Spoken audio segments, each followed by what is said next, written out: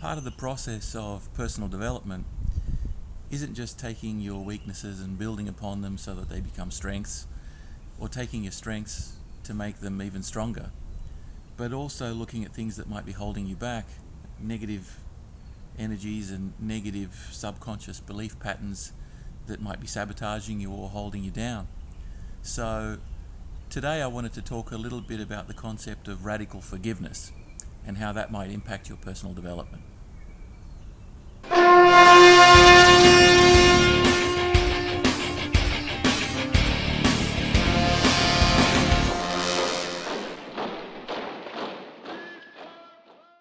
So I've been reading a little bit lately about the idea of radical forgiveness, and it seems that it's a bit of a buzzword lately. There have been a couple of books published on the idea.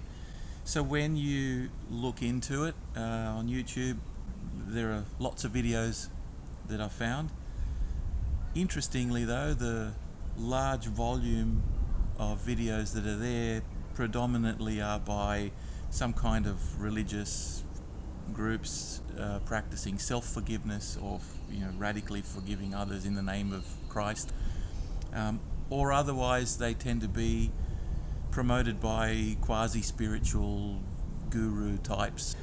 I'm not going to subject you to that kind of stuff today. I'm going to keep it fairly short, going to give it to you from a scientific point of view, and hopefully give you a couple of practices that you can take away and implement straight away in your personal development. So one of the first things to consider when it comes to radical forgiveness is the idea of hanging on to baggage. And when you hang on to baggage, you can't move forward adequately. So the idea here is that we offload some of the things that are holding us back. And really that's where radical forgiveness comes into. You don't have to forgive someone to their face. You don't have to confront the individual or the situation or even yourself, really. It's more akin to bringing up a situation in your mind or a person in your mind that you hold a grudge against, or who may have done something to you, and then contemplating those emotions, letting them build up in your system only for 30 seconds or so, and then taking a different perspective to what your emotions will normally drive you to. So for example, if someone's cheated you out of a business deal, you bring up that person in your mind, think about how that business deal has made you feel, and then you start to look at it from a different perspective. Despite the negatives that soured business deal has had, what have you learned from it?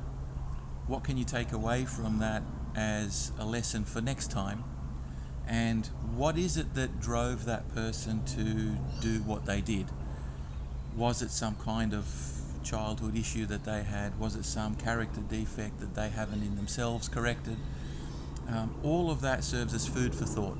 And the idea of doing this is that it disarms the emotional content that you carry along with that.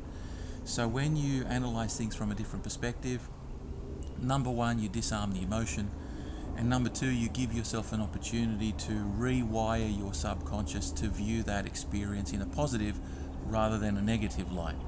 So in a nutshell, the simple way to do it is either through a meditation practice as a component of your focus, or just take a few minutes out of your day and do it of its own standing. So let's consider it as a standalone technique for the moment. So one technique that I've read about is where you take a few moments, either do some breathing, close your eyes, put some headphones on, block out the outside world, so that you can create a more relaxed state. The idea is that your brain switches into a different firing pattern, going from beta state, which is a normal high focus active brain, to a little bit more of a receptive brain capacity. So bring up an image in your mind of that person, be as clear as you can, try to visualize the emotions that you feel when you see that person. Try to think about how you feel. If you can define those emotions, define them by word in your mind. Think about the action or the situation that took place and how that made you feel. Think about the consequences negatively that impact on you. But don't dwell on that for more than 30 seconds or so. And then what you want to do is, from that moment, start changing your perspective. So having identified the situation, the person, having identified your emotions, having identified the material consequences, now start to disarm it.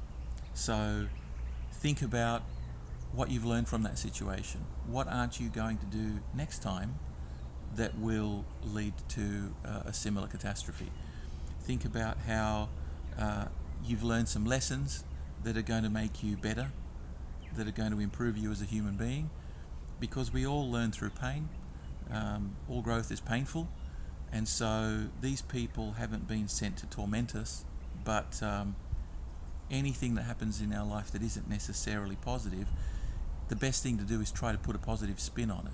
Not because that's really the way it is, but that's the only way that you can relinquish all of that baggage and start to move forward into some more positive experiences. So having tried to change your perception of that, then what you want to do is think about that person and draw some empathy for that person. Try and see it from their point of view. And that can be really, really difficult.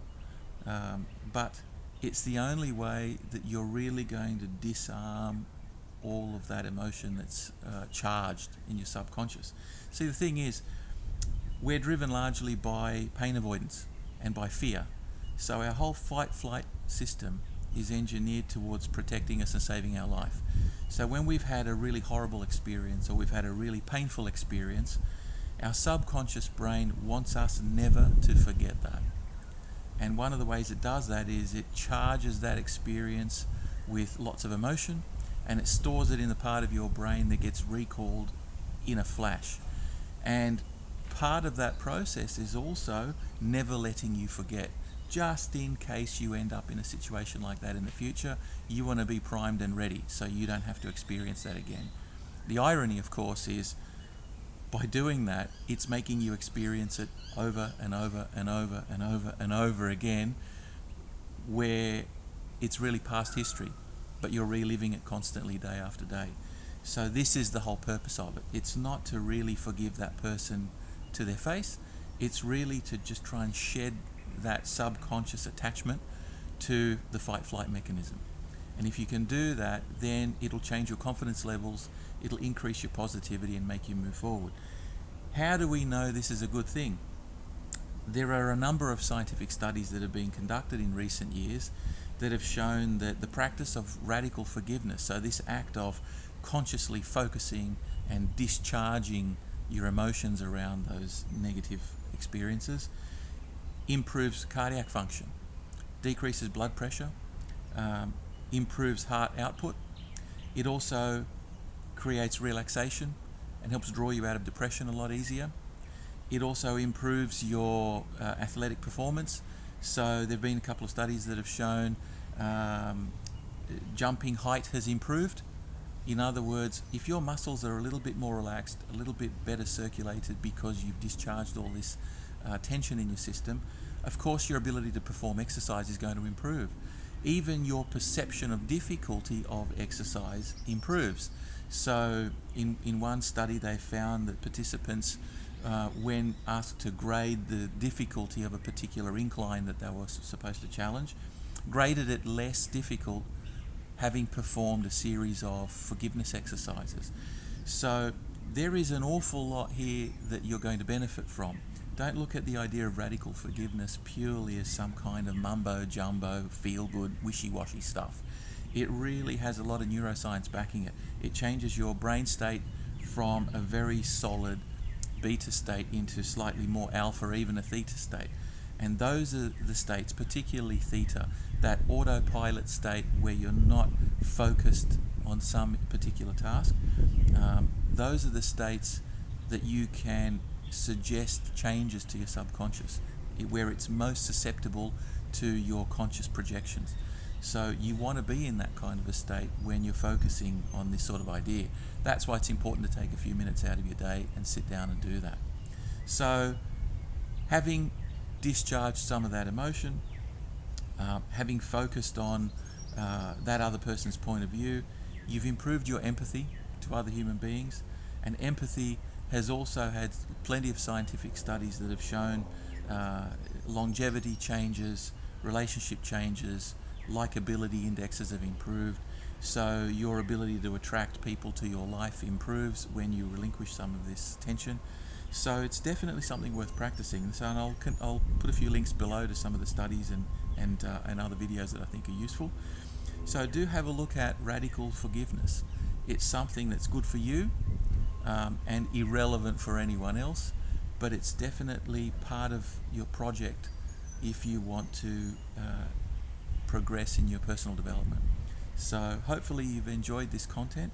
Whether you take a few minutes out and do radical forgiveness just as a standalone, or whether you incorporate it as part of your normal meditation practice is up to you.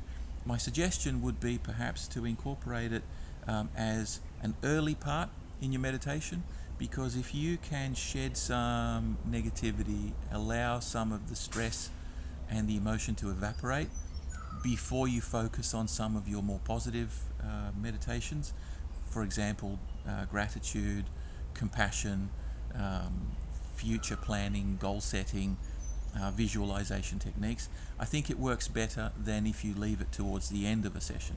So just a couple of tips there from me, and hopefully that will serve you in your ongoing struggle to become a better version of yourself. So until next time, thank you for listening, and hopefully I'll catch you on the next video.